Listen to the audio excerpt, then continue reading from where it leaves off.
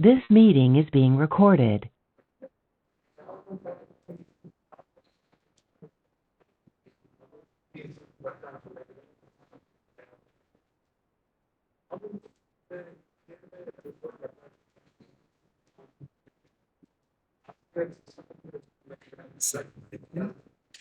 आज का बाइबल पठन हिंदी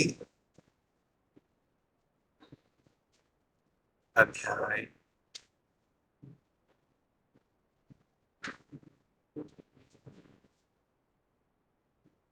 31।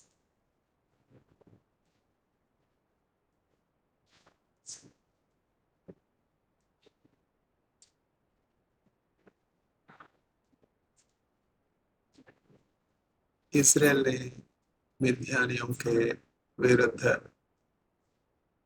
प्रत्याक्रमण किया।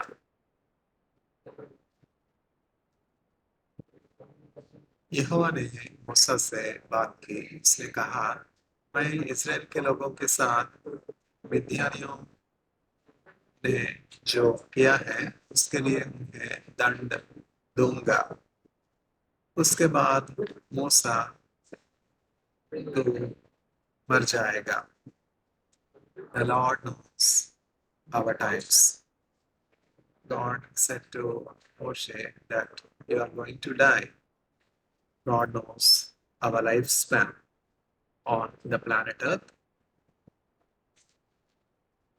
And God said Moshe that he will be gathered to his ancestors. This clearly shows that the life on the planet Earth is not the end.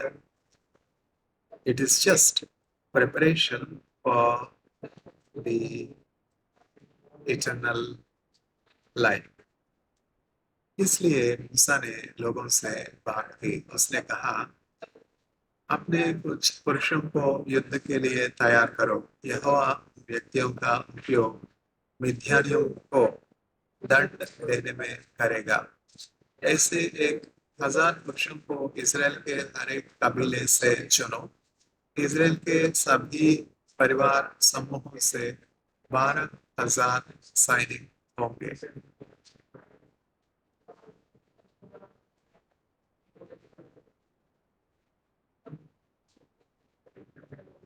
मूसा ने उन 12,000 पुरुषों को युद्ध के लिए भेजा। उसने याजक एलियाजर को उनके साथ भेजा। एलियाजर ने अपने साथ पवित्र वस्तुएं, सींग और बिगुल ले लिए। इजरायली लोगों के साथ वैसे ही लड़े जैसा यहोवा ने मूसा को आदेश दिया था। उन्होंने सभी मिद्यानी पुरुषों को मार डाला।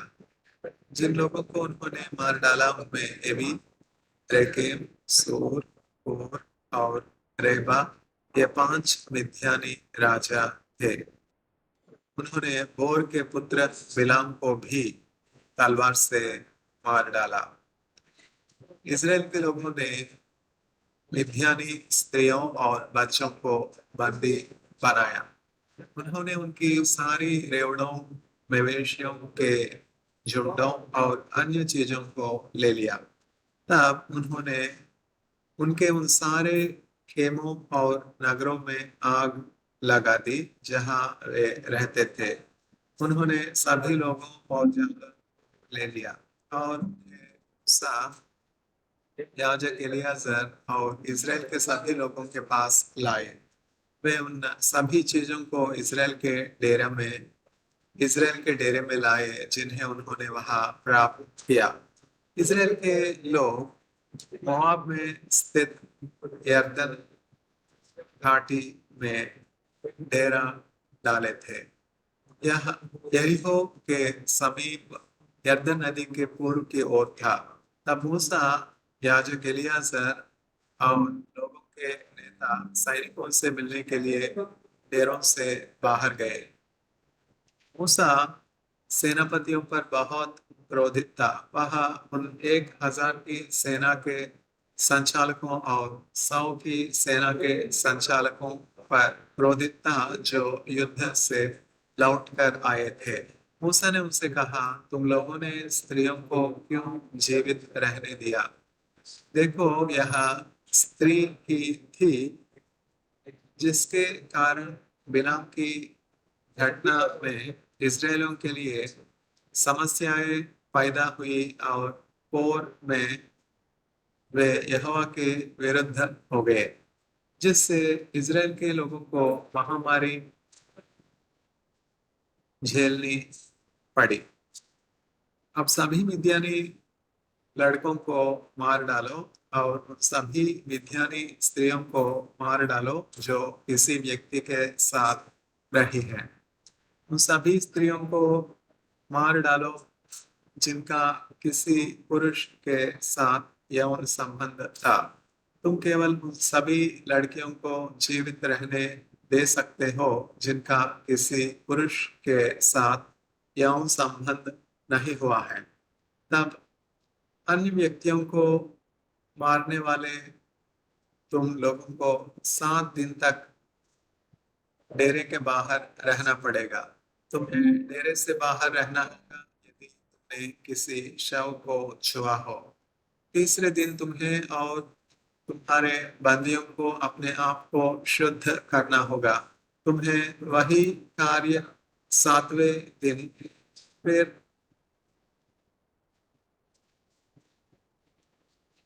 करना होगा। तुम्हें अपने सभी कपड़े धोने चाहिए। तुम्हें चमड़े की बनी हर वस्तु, ऊनी और लकड़ी की बनी वस्तुओं को भी धोना चाहिए। तुम्हें शुद्ध हो जाना चाहिए। तब याजक एलियाजर ने सैनिकों से बात की। उसने कहा, ये नियम वे ही हैं जिन्हें यहोवा ने मूसा को दिए थे। वे नियम युद्ध से लौटने वाले सैनिकों के लिए हैं। किंतु जो चीजें आग में डाली जा सकती हैं उनके बारे में अलग अलग नियम हैं। तुम्हें सोना, चांदी, कांसा, लोहा, टिन या शीशे को आग में डालना चाहिए और जब उन्हें पानी से धो वे शुद्ध हो जाएगी। यदि चीजें आग में न डाली जा सके तो तुम्हें उन्हें पानी से धोना चाहिए। 7वें दिन तुम्हें अपने सारे वस्त्र धोने चाहिए। जब तुम शुद्ध हो जाओगे तब तुम शुद्ध हो जाओगे। Then you will be clean. We need to read the Bible in more than one language so that we'll be able to find the printing mistakes and then correct. Here it should be tab, jab tab. They should not be mistaken. Then you will be clean. उसके बाद तुम डेरे में आ सकते हो। Then you can enter the camp. तब यहोवा ने मूसा से कहा, मूसा, तुम्हें याजक एलियाजर और सभी नेताओं को चाहिए कि बंदियों, जानवरों और सभी चीजों को गिनो जिन्हें सैनिक युद्ध से लाए हो। तब उन चीजों को युद्ध में भाग लेने वाले सैनिकों और शेष इस्राएल के लोगों में बांट देना चाहिए। जो सैनिक युद्ध में भाग लेने गए थे उनसे उन चीजों का आधा लो। वह हिस्सा यहोवा का होगा। That will be the part of the Lord. हर एक 500 चीजों में से एक यहोवा का हिस्सा होगा। हर एक 500 चीजों में से एक यहोवा का हिस्सा होगा। इसमें व्यक्ति, मवेशी, गधे और भेड़े सम्मिलित हैं। सैनिकों ने युद्ध में जो चीजें प्राप्त की उनका आधा हर एक से लो। तब उन चीजों को प्रत्येक 500 में से एक याजक एलियाजर को दो। वह भाग यहोवा का होगा। और तब बाकी के लोगों के आधे में से हर एक 50 चीजों में से एक चीज लो। इसमें व्यक्ति, मवेशी, गधा, भेड़ या कोई अन्य जानवर शामिल है। यह हिस्सा लेवी वंशी को दो. This part should be given to the Levites. क्यों? क्योंकि लेवी वंशी यहोवा के पवित्र तंबू की देखभाल करते हैं. Because the Levites protect the holy tabernacle and care for the tabernacle. इस प्रकार मूसा और याजक एलियाजर ने वही किया जो मूसा को यहोवा का आदेश था. Moshe did all that has been commanded to him. Moshe and Eleazar did as per the word of the Lord. सैनिकों ने 6,75,000 भेड़े, 72,000 मवेशी, 61,000 गधे, 32,000 स्त्रियां लूटी थी. ये ऐसी स्त्रियां थी जिनका किसी पुरुष के साथ यौन संबंध नहीं हुआ था. जो सैनिक युद्ध में गए थे उन्होंने अपने हिस्से की 3,37,500 भेड़े प्राप्त की. उन्होंने 675 भेड़े यहोवा को दी. सैनिकों को 36,000 मवेशी मिले. उन्होंने 72 यहोवा को दिए.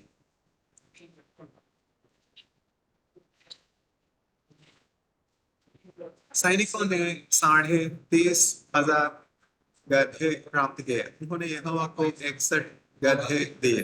सैनिकों को 16,000 स्त्रियां मिली. उन्होंने 32 स्त्रियां यहोवा को दी. यहोवा के आदेश के अनुसार मूसा ने यहोवा के लिए दी गई उन सारी भेंटों को याजक एलियाजर को दे दिया. तब मूसा ने लोगों को प्राप्त आधे हिस्से को गिना. यह वह हिस्सा था जिसे मूसा ने युद्ध में भाग लेने वाले सैनिकों से लिया था. लोगों ने 3,37,500 भेड़े, 36,000 मवेशी, 30,500 गधे और 16,000 स्त्रियां प्राप्त की. मूसा ने हर एक 50 चीजों पर एक चीज यहोवा के लिए ली. इसमें जानवर और व्यक्ति दोनों शामिल थे. तब उन चीजों को उसने लेवी वंशी को दे दिया. क्यों? क्योंकि वे यहोवा के पवित्र तंबू की देखभाल करते थे. मूसा ने यहाँ यहोवा के आदेश के अनुसार किया. तब सेना के संचालक 1,000 सैनिकों के सेनापति तथा 100 सैनिकों के सेनापति मूसा के पास गए. तब सेना के संचालक 1,000 सैनिकों के सेनापति तथा 100 सैनिकों के सेनापति मूसा के पास गए. उन्होंने मूसा से कहा, तेरे सेवक हम लोगों ने अपने सभी सैनिकों को गिना है. हम लोगों में से कोई भी कम नहीं है. इसलिए हम लोग हर एक सैनिक से यहोवा की भेंट ला रहे हैं. हम लोग सोने की चीजें, बाजूबंद, शुजबंद, अंगूठी मीन्स रिंग, कान की बालियां और हार ला रहे हैं. यहोवा को ये भेंटें हमारे पापों के भुगतान के लिए हैं. इसलिए मूसा ने वे सभी सोने की चीजें ली. इसलिए मूसा ने वे सभी सोने की चीजें ली और याजक एलियाजर को दिया. 1,000 सैनिकों और 100 सैनिकों के सेनापतियों ने जो सोना एकत्र किया और यहोवा को दिया, उसका वजन लगभग 420 पाउंड था. प्रत्येक सैनिक ने युद्ध में प्राप्त चीजों का अपना हिस्सा अपने पास रख लिया. मूसा और एलियाजर ने 1,000 सैनिकों और 100 सैनिकों के सेनापतियों से सोना लिया. सोना मीन्स गोल्ड. तब उन्होंने सोने को मिलाप वाले तंबू में रखा. यह भेंट एक यादगार के रूप में इस्राएल के लोगों के लिए यहोवा के सामने थी.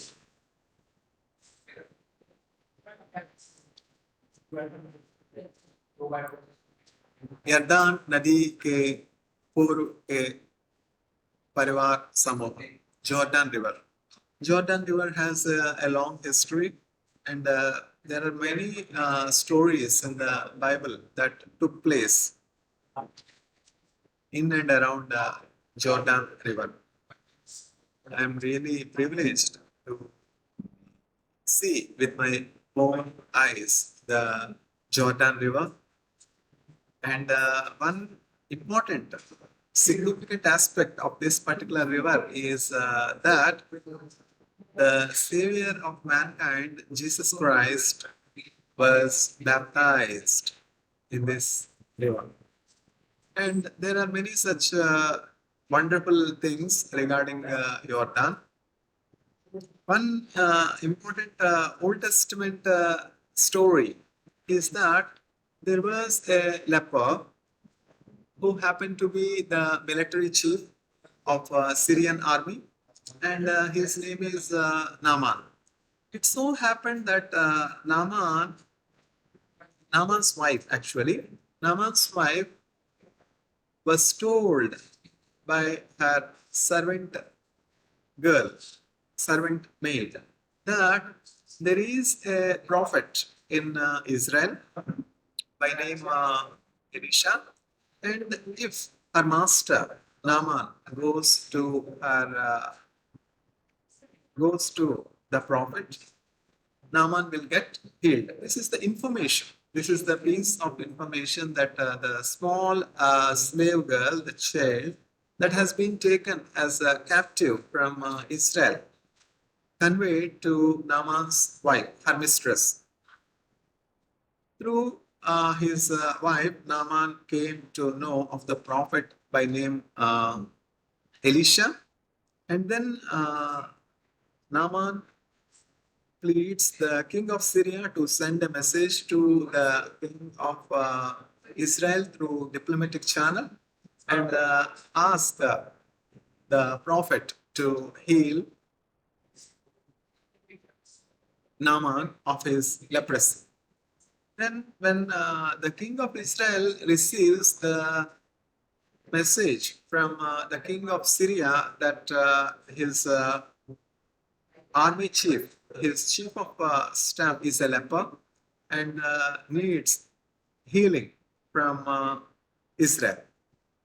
When the king of Israel hears this news, he was astonished and he doesn't know how to answer. Then he has torn out his clothes and said, "How can I heal a leper? In those days, there is no healing for leprosy. Leprosy and lepers are considered as outcasts, untouchable, and literally there is no healing for leprosy." And then the king of Israel says, "You see how the king of Syria is trying to find a way to invade Israel, to find a cause, to find a reason to invade Israel. This is surely the wrong thing that the king of Syria is planning. There has been a misunderstanding.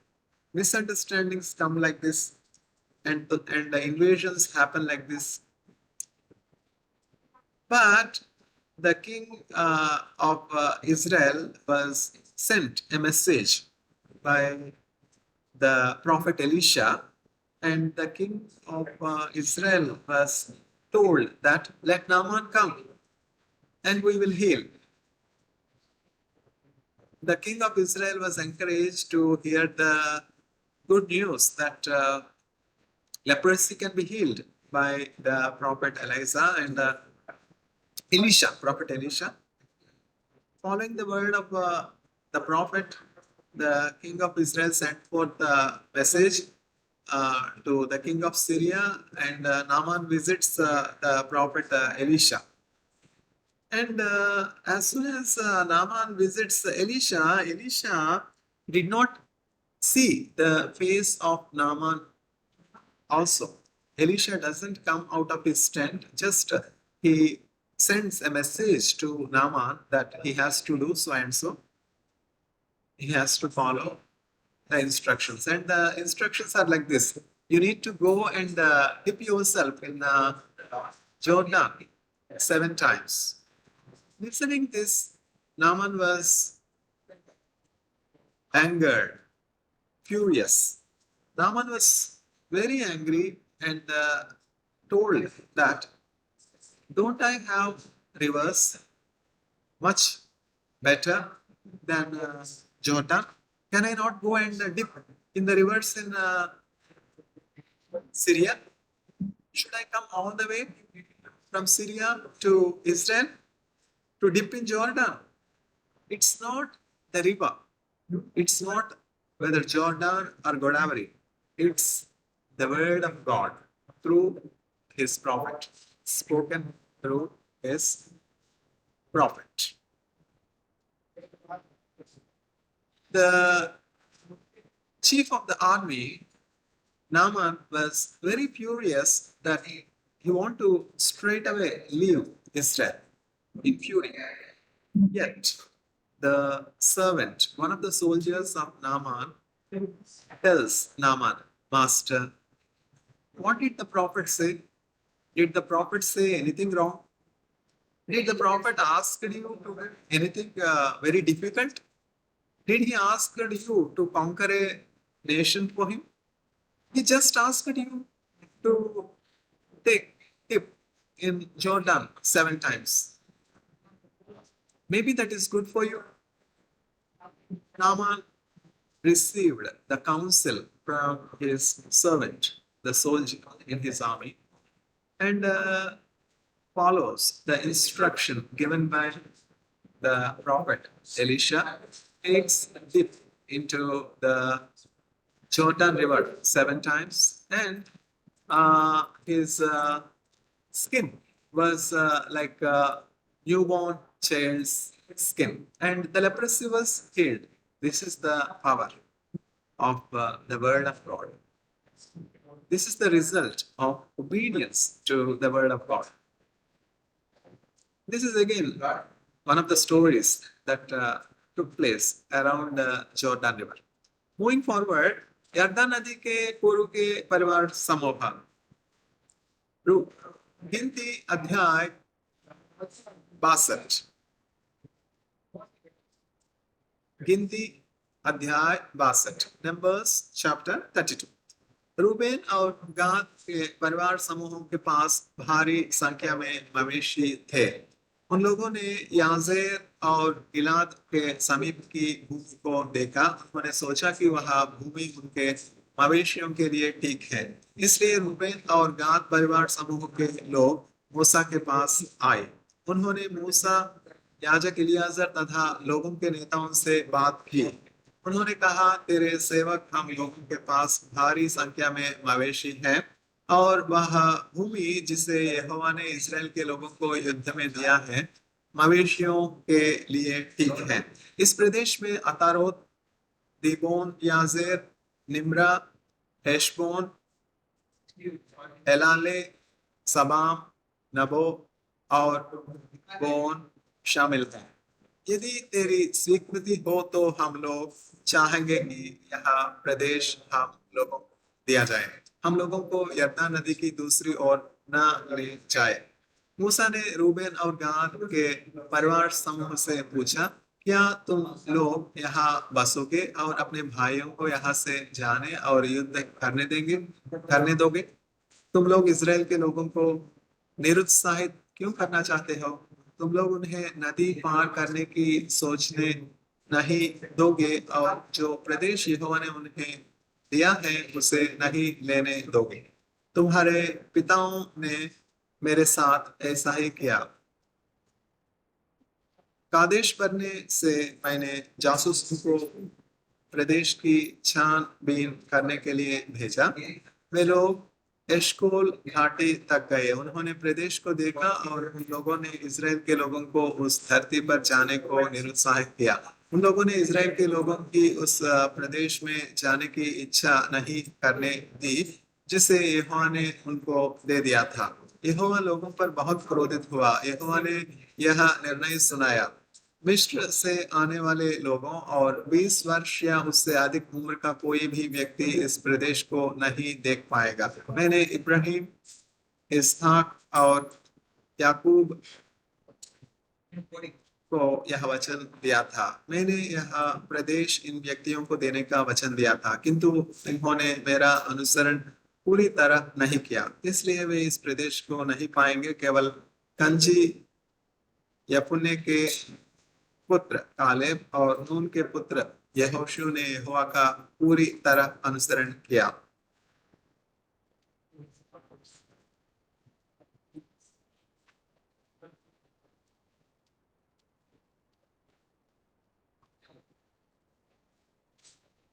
Jehovah Israel के लोगों के विरुद्ध बहुत क्रोधित था, इसलिए यहोवा ने लोगों को 40 वर्ष तक मरुभूमि में रोक के रखा।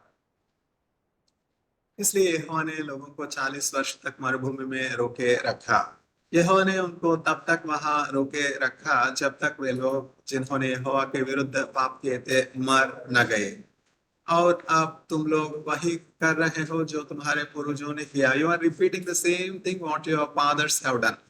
अरे पापियों, सिनर्स, क्या तुम चाहते हो कि यहोवा इज़राइल के लोगों के विरुद्ध और अधिक क्रोधित हो? यदि तुम लोग यहोवा का अनुसरण करना छोड़ेंगे तो यहोवा इज़राइल को और अधिक समय तक मरुभूमि में ठहरा देगा। तब इन सभी लोगों को नष्ट कर दोगे। किंतु रूबेन और गाद परिवार समूहों के लोग मूसा के पास गए। उन्होंने कहा, यहाँ हम लोग अपने बच्चों के लिए नगर और अपने जानवरों के लिए बाड़े बनाएंगे। तब हमारे बच्चे उन अन्य लोगों से सुरक्षित रहेंगे जो इस प्रदेश में रहते हैं, किंतु हम लोग प्रसन्नता से आगे बढ़कर इज़राइल के लोगों की सहायता करेंगे। हम लोग उन्हें उनके प्रदेश में ले जाएंगे। हम लोग तब तक घर नहीं लौटेंगे जब तक हर एक व्यक्ति इज़राइल में अपनी भूमि का हिस्सा नहीं पा लेता।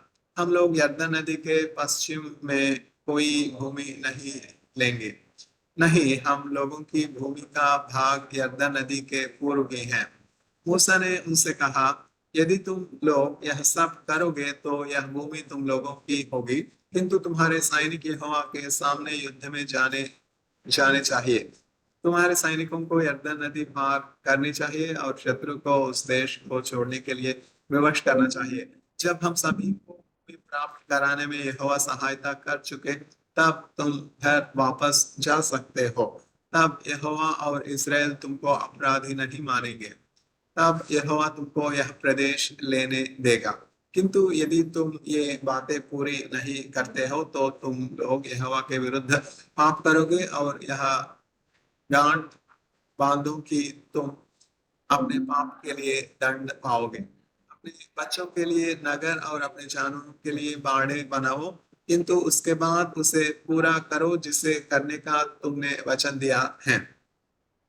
तब गाद और रूबेन परिवार समूह के लोगों ने मूसा से कहा, हम तेरे सेवक हैं, तू हमारी स्वामी है, इसलिए हम लोग वही करेंगे जो तू कहता है। हमारी पत्नियां, बच्चे और हमारे जानवर गिलाद नगर में रहेंगे, किंतु तेरे सेवक हम यरदन नदी को पार करेंगे। किंतु हम लोग यहोवा के सामने अपने स्वामी के कदानुस कथनानुसार युद्ध में कूद पड़ेंगे। किंतु हम लोग यहोवा के सामने अपने स्वामी के कथनानुसार युद्ध में कूद पड़ेंगे। मूसा ने याजक एलियाजर, नून के पुत्र यहोशू और इज़राइल के परिवार समूह के सभी नेताओं को उनके बारे में आज्ञा दी। मूसा ने उनसे कहा, गाद और रूबेन के पुरुष यरदन नदी को पार करेंगे। वे यहोवा के आगे युद्ध में धावा बोलेंगे। वे देश जीतने में तुम्हारी सहायता करेंगे और तुम लोग गिलाद का प्रदेश उनके हिस्से के रूप में उन्हें दोगे। वे वचन देते हैं कि वे कनान देश को जीतने में तुम्हारी सहायता करेंगे। गाद और रूबेन के लोगों ने उत्तर दिया, हम लोग वही करने का वचन देते हैं जो यहोवा का आदेश है। हम लोग यरदन नदी पार करेंगे और कनान देश पर यहोवा के सामने धावा बोलेंगे और हमारे देश का भाग यरदन नदी के पूर्व की भूमि होगी। इस प्रकार मूसा ने उस प्रदेश को गाद, रूबेन और मनश्शे परिवार समूह के आधे लोगों को दिया। मनश्शे यूसुफ का पुत्र था।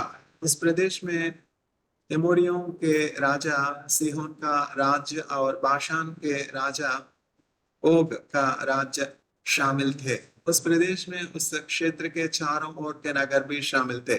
गाद के लोगों ने दीबोन, अतारोत, अरोएर, अत्रौत, शोपान, याजेर, योगबहा, बेतनिम्रा और बेतारान नगरों को बनाया। उन्होंने मजबूत चार दीवारों के साथ नगरों को बनाया और अपने जानवरों के लिए बाड़े बनाए। रूबेन के लोगों ने हेशबोन, एलाले, किरियताइम, नबो, बालमोन, मूसा, बांद और तित्पा नगर बनाए। उन्होंने जिन नए नगरों को फिर से बनाया उनके पुराने नामों का ही उपयोग किया गया, किंतु नबो और बालमोन को नए नाम दिए गए। मनुष्य परिवार समूह की संतान माकीर से उत्पन्न लोग गिलाद को गए। उन्होंने नगर को हराया, उन्होंने उन एमोरी को हराया जो वहां रहते थे। इसलिए मनुष्य के परिवार समूह के माकीर को मूसा ने गिलाद दिया, इसलिए उसका परिवार वहां बस गया। मनुष्य की संतान याईर ने वहां के छोटे नगरों को हराया, तब उसने उन्हें याईर के नगर नाम दिया। नोबह ने कनाद और उसके पास के छोटे नगरों को हराया, तब उसने उस स्थान का नाम अपने नाम पर नोबह रखा।